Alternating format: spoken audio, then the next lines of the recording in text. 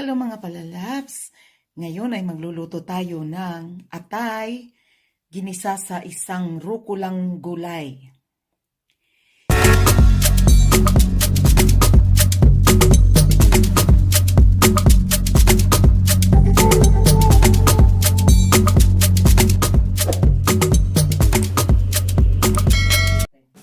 Ito ay atay ng manok. Pwede din kayo gumamit kahit anong atay, beef liver or pork liver, but we use chicken liver. Pepper bill, rucola leaves,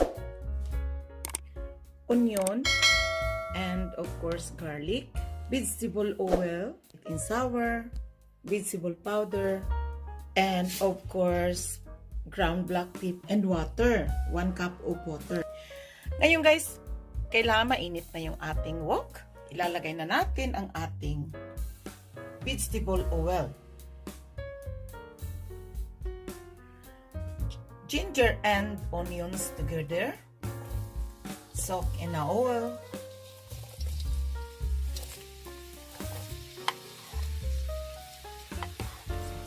Onion and garlic. Not ginger, sorry. And mix it. And we wait until golden brown.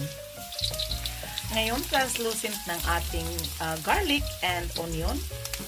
Lalagay na natin ang red bell pepper.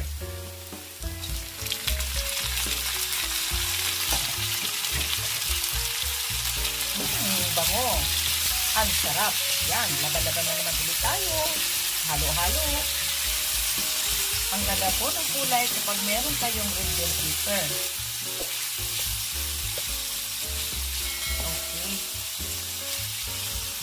Okay, ngayon ay medyo half-cook na ang ating bell pepper. Ilalagay na natin ang ating atay ng chicken.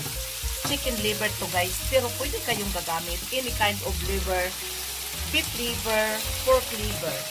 But I love chicken liver. Yan. I-mix lamang po natin para po tayo ay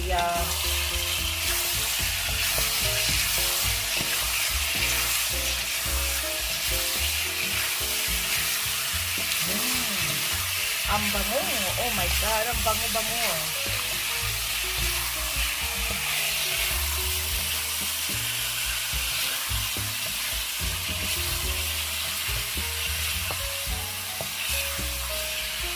Super yummy.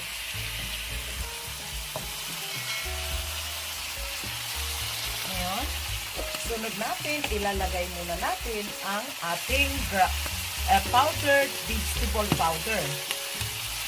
Ito ay maalat na guys, kaya wag muna po tayo lalagay ng salt. Mix natin ang ground black pepper at ang ating pinakamasarap na chili sauce. Ayan, ang red chili sauce natin po guys. Ang sarap po niyan sa ating liver. Yan po. I-mix lamang po natin yan para mix ang ating fragrance ng ating ingredients sa ating liver. Sa ating chicken liver.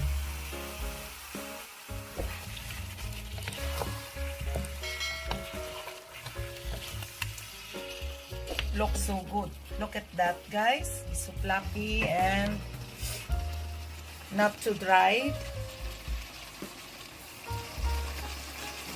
Fluffy, parang palang cream. Ayan, ilalagay na natin ang 1 cup of water. Yan.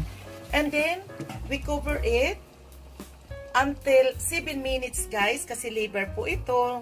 So, luluto natin siya ng maayos para iwas tayo sa salmonella. So guys, imimix lamang po natin at tatakpan po natin ito at ililit lang na lang natin ng 7 minutes.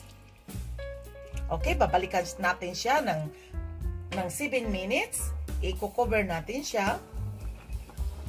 At babalikan po natin siya after ng 7 minutes. Ito na siya guys, 7 minutes. Ilalagay na natin ang rucola leaves.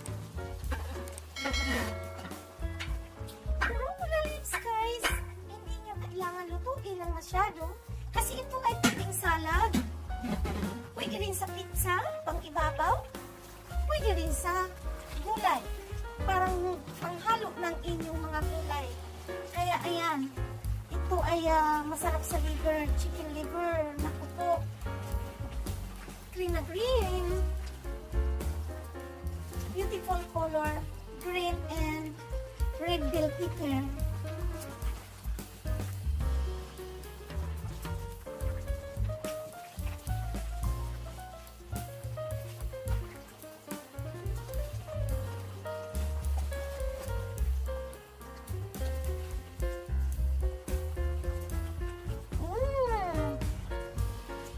I-mix nyo lang po yan guys, and then patayin nyo na yung ating heat para po ay hindi masyado maluto yung ating rucola leaves. Kailangan lamang po soak lang slowly.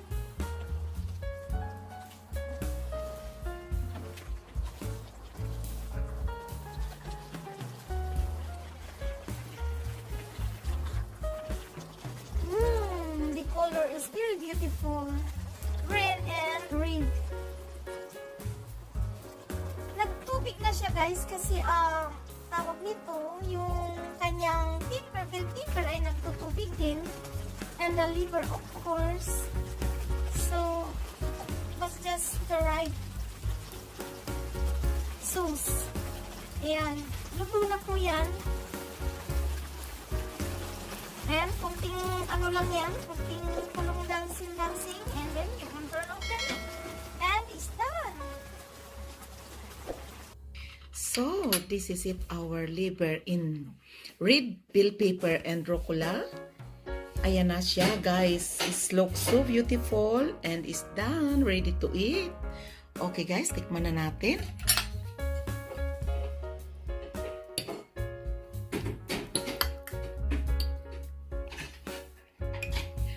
So, the liver is already just right cooked. So, hindi siya nakakatakot guys kasi lutong-luto siya. Kailangan lutuin natin ng mabuti pag liver. My God! Ang sarap! Ang sarap! Okay guys, thank you for watching. Please like and share, subscribe, and please click the notification bell para po tayo updated sa ating mga susunod na videos. Thank you so much for watching guys.